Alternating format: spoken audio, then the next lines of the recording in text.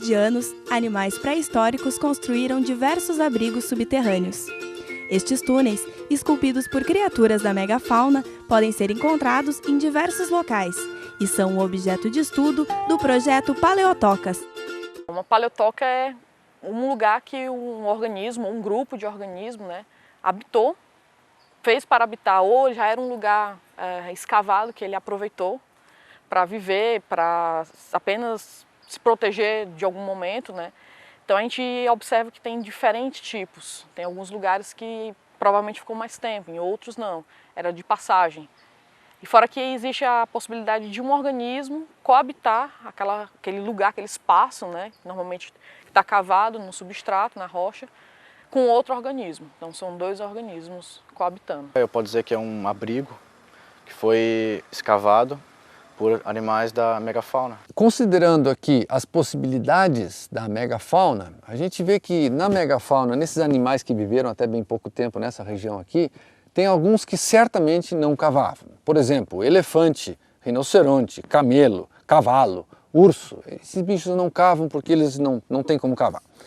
Então os únicos animais dessa megafauna que poderiam cavar túneis são os tatus gigantes, que são bichos com até 250 quilos de peso, e as preguiças gigantes, que são bichos que começam com 800 quilos e vão até 5, 6 toneladas, mas a gente acha que essas grandes não cavavam, Então a gente parte do princípio que os túneis menores são de tatus gigantes e os túneis maiores de preguiças gigantes. Então se eu encontro um túnel com 80 centímetros de largura, eu fico pensando em tatu. Se eu encontro um túnel com 4 metros de largura, 2 metros de altura e 40 metros de comprimento, como em Santa Catarina, encontrei vários, tem que ser preguiça, porque um tatu com 250 quilos não vai cavar um negócio com 2 metros de altura. Então, tem alguns trabalhos que definem assim, que a paleotoca é o que é do passado e a toca é o que é no presente.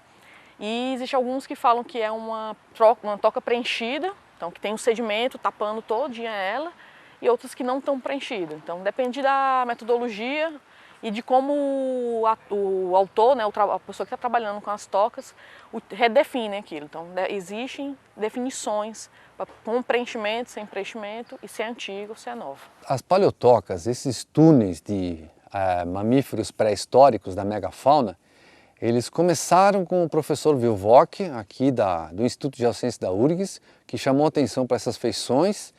E esse trabalho foi retomado, foi continuado então com o professor Francisco Buchmann. O Francisco Buchmann trabalhou muitos anos com a equipe dele nesse tipo de assunto e eu entrei no grupo uns 3 anos atrás e comecei a trabalhar nisso. Então foi o professor Wilvock que iniciou e o professor Buchmann que continuou esse trabalho e eu entrei no grupo formado pelo Buchmann. O projeto Paleotocas, assim, pelo grupo do professor Buchmann, já está há 10 anos em atividade. No começo a gente trabalhou com paleotocas aqui no Rio Grande do Sul. O professor Buchmann estudou uma paleotoca no município de Cristal, 33 metros de comprimento, uma daquelas grandes de metro e pouco. Aí depois ele foi encontrando também em Santa Catarina, alguma coisa em São Paulo e por aí vai. E eu comecei a trabalhar com isso no município de Novo Hamburgo, comecei a ampliar para Estância Velha, Sapiranga, toda aquela região, procurando sistematicamente ampliando. Depois nós encontramos em Porto Alegre, como é o caso dessa aqui. Agora nós estamos entrando no sul de Santa Catarina, que tem muitas, E o professor Buchmann está trabalhando com algumas que estão em Minas Gerais, que são complexos enormes de túneis, coisas gigantes, dentro de rochas ferríferas e tal, uma coisa muito interessante. Então, à medida que a gente tem tempo para trabalhar, e verbas para fazer o campo, a gente começa a ampliar, mas assim, a priori, em princípio, tem paleotocas em todos os lugares, é só procurar um pouco. A distribuição de paleotocas segue um padrão que não tem muito a ver com a rocha, mas tem muito a ver com o relevo. Então se você tem uma região muito plana, uma planície costeira, por exemplo, aqui a nossa planície costeira, plana, não tem toca, você não acha nada. E quando você tem um relevo muito abrupto, assim, tipo os canyons do Itembezinho e tal, também não tem nada. Porque ali ocorrem deslizamentos com grande frequência, o que tinha já foi para o espaço, já estragou. Então as paleotocas ocorrem num relevo médio, você tem que ter morros não muito altos nem muito baixos, não podem ser coxilhas suaves, o relevo tem que ser mais ou menos movimentado, aí você encontra tocas. E você encontra essas paleotocas em praticamente qualquer tipo de rocha que seja escavável. Então, o único material em que a gente não encontrou ainda, nem vai encontrar, é rocha granítica, por exemplo, e metamórfica inalterada. Agora aqui, por exemplo, nós temos um material de alteração de granito e tem toca. Fazer a datação desses túneis é um problema enorme, porque você não tem nada aqui dentro que possa te datar o túnel. Nós não fizemos isso ainda. Então, assim, com certeza eles têm mais de 10 mil anos de idade. Porque aos 10 mil anos atrás, essa megafauna se extinguiu. No laboratório, a gente já desenvolvia trabalhos com equinologia, que tratam dessas marcas, né, que os organismos deixam na Terra, deixaram e deixam na Terra. E aí o Frank entrou em contato com a gente, né, a gente ficou sabendo que ele trabalhava com as paleotocas bem maiores do que a gente estava trabalhando no momento. Então a gente foi visitar 2 tocas lá em Novo Hamburgo, né, uma delas que dava para entrar bastante, e a outra que infelizmente a entrada dela estava tapada, a gente não tinha como ter acesso ao interior dela, mas deu para ver como é que era, o tamanho que ela tinha, né? E deu para ver as marcas que tinha no teto, etc. Que é dessa toca que a gente conseguiu entrar. Quando eu entrei na faculdade, eu tenho aulas com o professor Frank, de mineralogia, e ele já estava envolvido nesse projeto e me convidou para participar. Então, meu primeiro contato com a paleotoca a gente foi para Timbé do Sul, foi 1 hora de caminhada, de trilha para chegar até lá. E essa toca, ela é muito interessante porque ela tem 2 entradas que convergem para um salão principal e ela tem 4 metros de largura e uns 2 metros de altura, é bem diferente. Eu tive contato porque meu professor de mineralogia, o Frank, ele me convidou para participar do projeto. E aí eu fui conhecendo, tomando noções sobre o projeto e acabei gostando. Estou participando até agora. Eu conheci o projeto, né, através das aulas do professor Frank, né, que é professor de mineralogia. Ele me convidou para participar e eu achei legal e decidi que ia ser uma boa experiência e realmente foi. Eu visitei já 4 tocas, 2 em Estância Velha e 2 em Novo Hamburgo. As 2 primeiras foram em Estância Velha, né, e foram 2 que, tipo, eram inéditas, sabe? Ninguém tinha visto ainda. E foi bom porque elas tinham bastante marcas de gás, sabe? Arrasto de carapaça, foi bom assim para ver como é que é. E as outras 2 foram em Novo Hamburgo, que também elas são, digamos, as mais completas, as que mais tem coisa para ver, assim. As pesquisas realizadas pelo projeto Paleotocas agregam conhecimento científico ao saber popular. Locais que eram chamados de toca ou gruta dos índios, hoje são conhecidos como abrigos de animais da megafauna. A primeira atividade que nós fizemos foi ir visitar a Paleotoca de Santa Cruz, no Parque da Gruta dos Índios. É uma gruta que o povo acreditava ter sido feita por índios, mas na verdade a gente constatou que ela é uma paleotoca, que foi depois habitada pelos índios. Bom, pelo que consta, a paleotoca já vem sendo explorada desde a época da colonização aqui no município, que foi por volta de 1890, 1900. Né? Como a gente já pode ver, algumas paredes delas estão bastante vandalizadas, né? Por mania do pessoal colocar nomes e tal. E pelo que consta, pelo que a gente sabe aqui, como o local é conhecido como Toca dos Índios, existe uma história que diz que uma pessoa daqui, levando em consideração essa questão dos índios, diziam que os índios esconderam ouro na paleotoca, né? E alguém veio explorar isso, veio abrir ela, cavou e tal, descaracterizou um pouco pelo que consta, né? Mas na verdade não existia ouro, até porque as paleotocas não foram escavadas por índios, né? Como o projeto tem provado pra gente. Nessa de Santa Cruz, eu sou de lá, então foi uma visão nova. É um parque bastante visitado, só que nós tínhamos a informação de que era uma gruta escavada por índios. Só que depois dessa visita com o professor Frank, a gente teve uma visão totalmente diferente. E a cidade também passou a ver o parque com outros olhos. Saiu em jornal, rádio, causou uma movimentação na cidade. E isso é muito legal, né? Porque mudou toda a visão que tinha. Quando você trabalha com paleotocas, quando você põe no jornal que você encontrou um túnel de uma preguiça gigante pré-histórica, normalmente as pessoas, num primeiro momento, não acreditam, porque elas nunca ouviram falar em preguiça gigante. Então, quando você põe no jornal, quando você põe na internet, quando você põe na TV, enfim, quando você divulga essa questão da megafauna, você está fazendo difusão da ciência. Isso é extensão universitária. Então, a gente, na realidade, vê essa divulgação das paleotocas como um trabalho extramuros, no contexto da universidade, é uma extensão universitária, difusão de ciência, pegando exemplos que estão praticamente no quintal das pessoas. As pessoas começam a ter uma relação com isso aqui, não é um simples buraco, uma simples furna, mas é o resto de um túnel do tatu gigante. Para descobrir as paleotocas, a gente aprendeu que não vale a pena, não faz sentido ficar perambulando mato afora tentando procurar buracos. Não adianta, você perde seu tempo, você não acha nada. Então você precisa das informações das pessoas para chegar na paleotoca. Você tem que falar com as pessoas, você tem que buscar notícias, você tem que garimpar a internet, você tem que procurar artigos sobre furnas, sobre grutas, sobre fendas, sobre buracos, enfim. Você tem que ser muito criativo para pegar aquele primeiro indício de toca e a partir daí começar a perguntar naquela região quem conhece, né, aquela caverna, e aí no final você vai lá. Então nós precisamos, para encontrar uma toca, nós precisamos das informações das pessoas, senão a gente não encontra as paleotocas, não adianta. Então é uma garimpagem, e através dessa garimpagem nós conseguimos encontrar paleotocas que, somando os comprimentos dos túneis, né, estão fechando hoje em dia algo como 2 quilômetros de túneis escavados por mamíferos pré-históricos aqui da América do Sul. Quando a gente encontra uma toca, a gente primeiro fala com o proprietário, a gente pede autorização, a gente explica o que é, a gente diz que não vai coletar nada, que sempre é o caso, não se coleta nada, a gente não estraga nada, se tiver lixo a gente tira, esse tipo de coisa. Então a gente nunca entra numa paleotoca sem o consentimento do proprietário. A gente preza muito esse relacionamento com os proprietários, a gente explica, a gente leva boletim, a gente mostra filmezinho, a gente faz, né?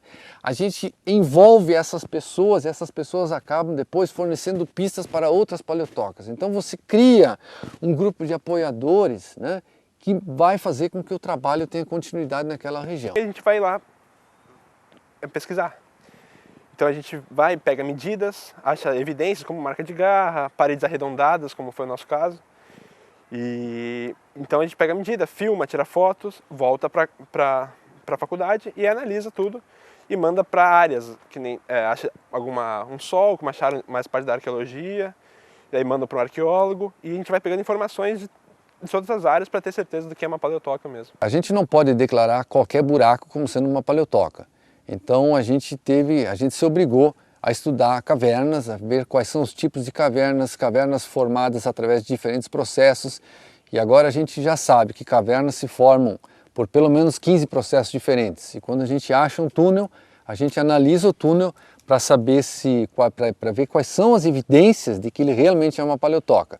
Quando a gente confirma então as evidências, quando a gente encontra aquelas coisas que a gente conhece, aí é paleotoca. Caso contrário, não, porque a gente não pode ficar inventando nada. A gente precisa ter bastante registro fotográfico, precisa fazer pesquisa, fazer comparações. E a gente também faz a medição, né, das marcas, enfim, se é marca de garra, a gente mede tudo. Acho que é principalmente tu ter cuidado com o que tu tá vendo, fotografar bem, documentar bem, porque a erosão até da água e às vezes de vândalos, né, acaba deteriorando o que está lá. Então ter boa documentação fotográfica, fazer moldes de silicone, então ter o máximo de informações para comparar com a literatura e no caso da gente que trabalha com fóssil, né, trabalhar com o fóssil do corpo, do organismo e ver se condiz com aquelas marcas.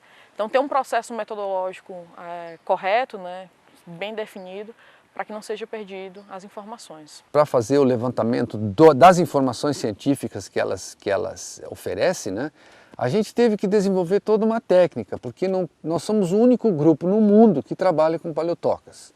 Então nós tivemos que desenvolver os equipamentos para entrar ali dentro, nós tivemos que desenvolver uma noção dos perigos de saúde e de vida que você corre dentro das paleotocas, nós tivemos que adaptar métodos espeleológicos para paleotocas, nós tivemos que desenvolver um método para colocar um duto de ar ali dentro, porque tem algumas que você morre por falta de oxigênio. Então nós desenvolvemos um ventilador com um duto de plástico que joga ar lá no fundo.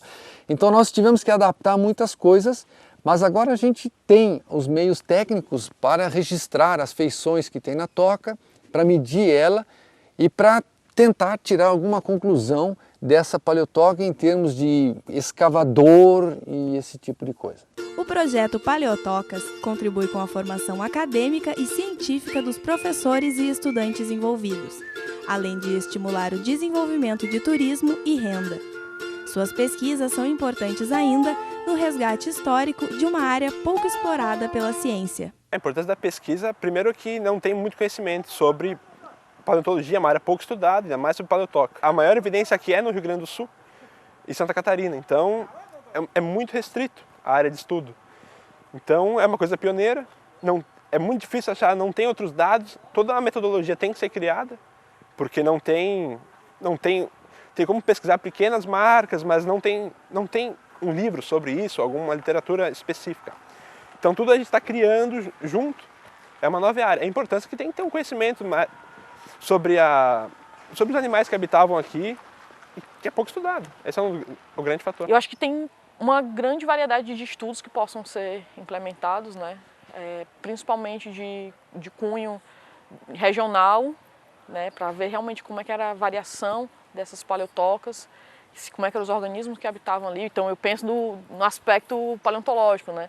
Que tipo de atividades que eles exerciam ali, se existia vários organismos coabitando ou não.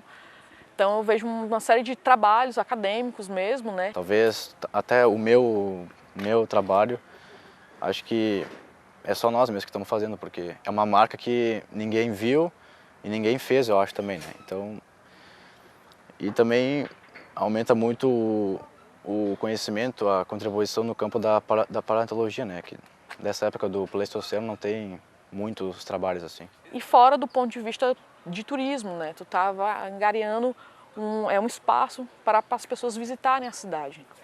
Então, tudo pode ser revertido para a cidade que possui as paleotocas, para realmente gerar renda para as pessoas. Assim que eu me formei na Faculdade de Turismo, eu comecei a pesquisar o município que poderia ser utilizado num roteiro turístico, que é o que a gente está tentando desenvolver agora, né? Então, a Paleotoca além de ser um lugar bonito, né, o projeto é bem interessante do ponto de vista turístico e por isso que a gente acabou incluindo também ela no nosso projeto de roteiro, né? Agora nós tivemos a Festa da Polenta no mês de julho e nós trouxemos um grupo então para conhecê-la. Bom, do ponto de vista turístico ele é interessante, né, porque imagina-se que há 10 mil anos atrás o que habitava aqui em Boqueirão eram manadas de preguiças gigantes, né? Hoje em dia não existem nem resquícios desses animais, é interessante imaginar isso, né? Para o turista também é interessante imaginar isso. Até nós recebemos um esboço do desenho do animal, né?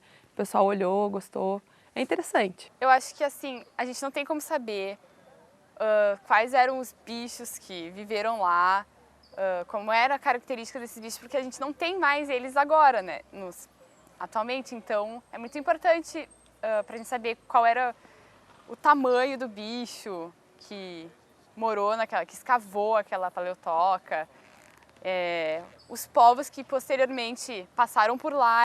Mais um aspecto importante nessas tocas é a interdisciplinaridade, né? Você consegue trabalhar essas tocas sob o aspecto histórico, as lendas que cercam a paleotoca.